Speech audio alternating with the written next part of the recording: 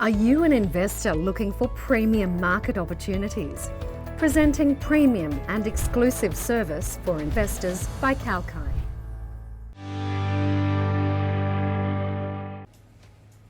Hello everyone, this is Rachel live from Kalkine Studios and you're watching the IPO Corner, a weekly show dedicated to Australian IPO market performance with information about listing companies under the spotlight.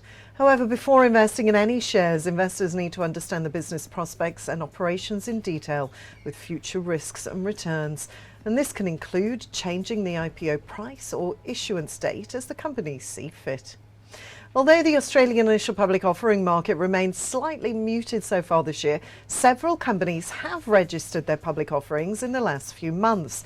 The IPO market was negatively impacted by the coronavirus lockdowns, also rising consumer prices and ongoing geopolitical tensions. As of the 30th of June this year, less companies listed with the exchange than the corresponding period last year. On October the 6th, Bridge was listed on the ASX.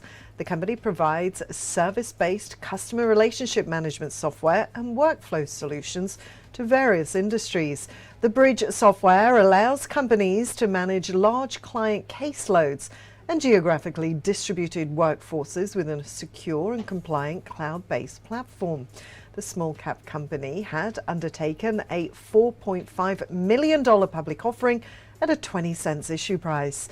Today, Bridge shares are trading at 14 cents. That's down by 9.37% by the afternoon. Since the listing, its shares have fallen almost 19.44%. Well, now let's take a look at proposed IPO listings scheduled for the upcoming week. Bubalus Resources is focused on exploring and developing the Amadeus Project, the Coomarie Project, the Nolans East Project and the Pargee Project, which are located in premier geological provinces in the Northern Territory and Western Australia.